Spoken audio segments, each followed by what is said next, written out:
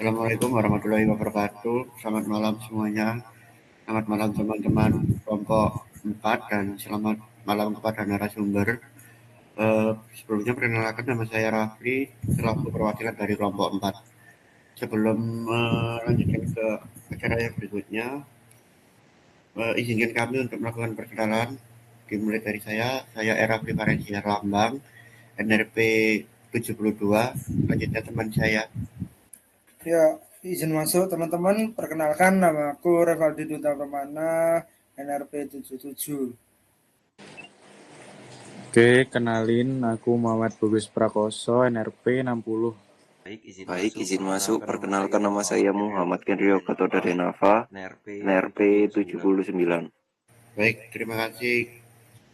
Juga perkenalan dari kelompok kami. Untuk narasumber, dipersilakan untuk memperkenalkan diri. Ya, izin masuk. Nama saya Mutiara Pramudiani Tias dari Prodi D4 DC. Baik, perkenalkan nama saya Zidan dari Prodi D4 K3. Baik, terima kasih atas perkenalan dari narasumber. Selanjutnya dilaksanakan wawancara yang akan dipandu oleh Saudara Revaldi Duta Permana.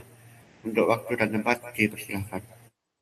Oke, terima kasih untuk Mas Rafli atas waktunya. Yang kita lanjut terkait wawancara nih. Di sini ada dua narasumber yang mana ada Saudari Tiara yang beliau dari Prodi Desain Konstruksi sama Saudara Zidan dari K3. Mungkin untuk Saudari Mutiara terlebih dahulu ya. Uh, Kan dari kami nih kelompok 4 nih mendengar keluh kesah lah teman-teman terkait kantin di PPNS. Mungkin aku mau tanya-tanya nih sama Mbak Tiara. Keluh kesah Mbak Tiara terkait kantin PPNS apa ya? Ya, izin masuk ya. Kalau kesah saya untuk kantin PPNS itu, saya selaku mahasiswa PPNS seringkali tidak mendapatkan tempat duduk di kantin. Yang dimana kantin kan untuk tempat makan. Nah, nggak sedikit dari mahasiswa-mahasiswi PPNS ini juga sama seperti saya yang tidak kedapatan tempat duduk. Dan dari itu banyak mahasiswa dan mahasiswi terutama saya yang makan di tempat-tempat yang tidak untuk makan gitu. Contohnya kayak seperti di dalam kelas dan di masjid. Nah, karena itu banyak sampah-sampah yang berserakan dan kotoran-kotoran makanan di ruang kelas atau di masjid juga seperti itu. Dan nggak menutup kemungkinan kalau ruangan tersebut bau makanan yang kurang enak dihirup seperti itu. Sendiri harapannya untuk kantin PPNS itu diberikan apa ya? Maksudnya kayak harapan untuk kantin PPNS untuk kedepannya gitu. Ya, harapan saya untuk kedepannya itu memperluas tempat makan di kantin dan menambah kursi-kursi serta meja-meja untuk mahasiswa dan mahasiswi PPNS ini makan di kantin dengan layaknya gitu. Dan mungkin bisa ditambah 2 atau 3 lantai untuk makan, itu aja sih. Baik, terima kasih banyak atas jawaban yang telah diberikan oleh Mbak Tiara. Nah, terima kasih juga atas waktunya. Mungkin untuk Mbak Tiara sudah cukup. Kita lanjut ke Mas Zidan nih. Mas Zidan kan setahu saya nih seangkatan lah kita. Berarti kan sekitar 2 tahun nih udah di PPNS. Keluh kesah Mas Zidan selama di kantin PPNS tuh apa ya? Oke, izin masuk ya. Sepengalaman saya udah pasti ya tentang sistem pembayarannya yang tidak bisa menggunakan cashless atau menggunakan QRIS ya. Jadi menurut saya ya ribet aja gitu kalau nggak bisa bayar pakai QRIS karena ya kalau bayar pakai tunai kan mengantri lama untuk kembaliannya kan. Terus buat teman-teman juga kan jarang bawa cash juga. Jadi kalau mau makan di PPNS harus tarik tunai dulu yang mana di PPNS itu tidak ada ATM yang memadai gitu. Maka dari itu saya pribadi kan selama kuliah di PPNS mungkin baru 3 atau 4 kali ya makan di PPNS ya, karena sistem pembayarannya yang ribet sih menurut saya. Terima kasih Mas Zidan terkait keluh kesahnya. Benar sekali. Saya melihat ya beberapa anak zaman sekarang dengan perkembangan digital, yang mana kebanyakan dari teman-teman itu lebih banyak memakai cashless atau dompet digital. Nah, sedangkan di kantin PPNS hanya menerapkan satu pembayaran yaitu secara cash. Jadinya teman-teman PPNS selama saya tahu tuh kesusahan lah, yang mana akibatnya daya beli dari teman-teman mahasiswa tuh malah ke kantin pens. Kan kebanyakan kantin pens malah bukan kebanyakan lagi, semuanya tuh menggunakan cashless. Jadi teman-teman PPNS, ITS tuh malah makan di pen. Nah, sedangkan teman-teman kayak PNS, TS yang merasa ya pegang cash lah, malah ke kantin PPNS. Ya itu mungkin bisa didengar lah untuk birokrasinya. Selanjutnya nih Mas, harapannya Mas Zidan terkait sistem pembayarannya tuh gimana? Ya, yang jelas harapan saya itu untuk sistem pembayarannya bisa diperbarui mengikuti perkembangan zaman lah ya.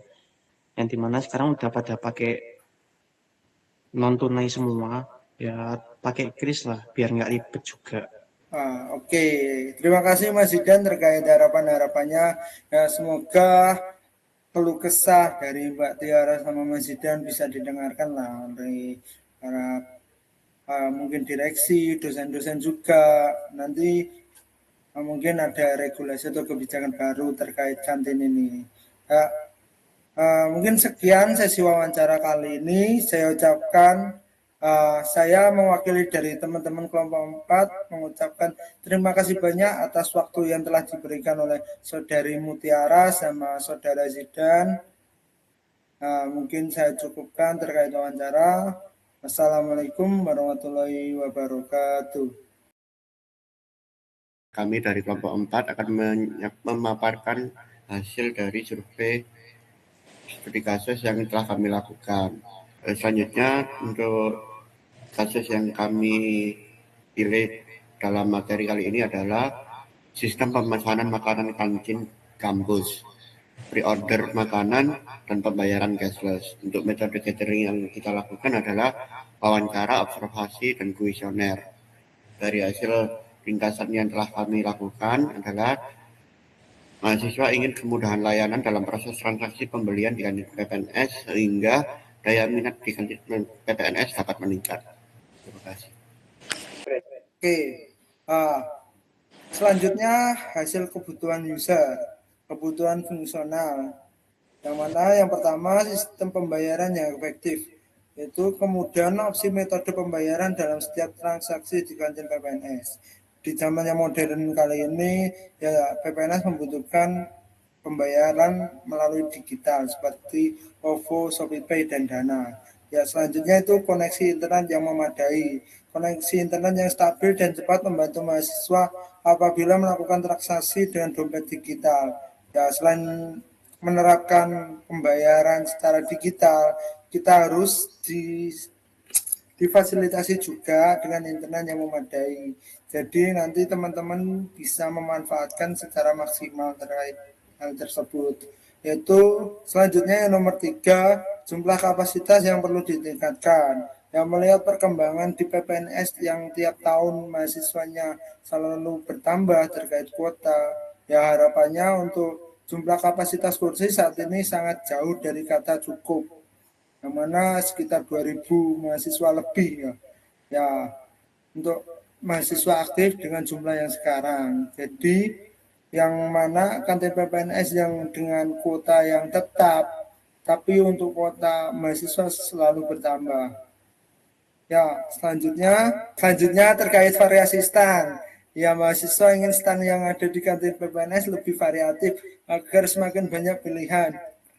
Ya, diharapkan dari variasi ini bisa ditambahkan snack-snack atau makanan ringan, yaitu seperti kentang goreng, donat, atau sebagainya.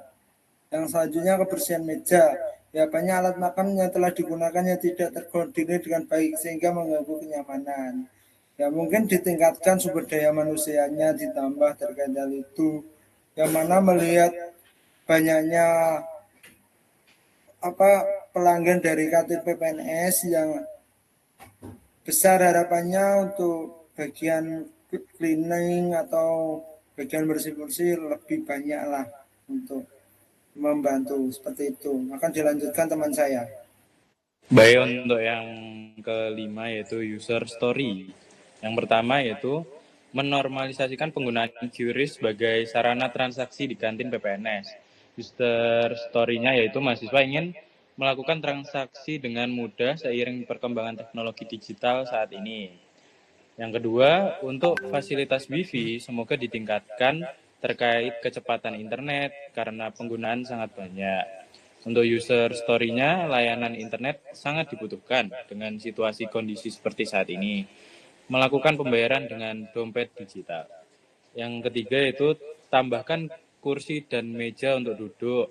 Terkadang kami kekurangan tempat duduk untuk menikmati makanan dan minuman kami, sehingga kami kebingungan mau menikmati pesanan kami. Terima kasih.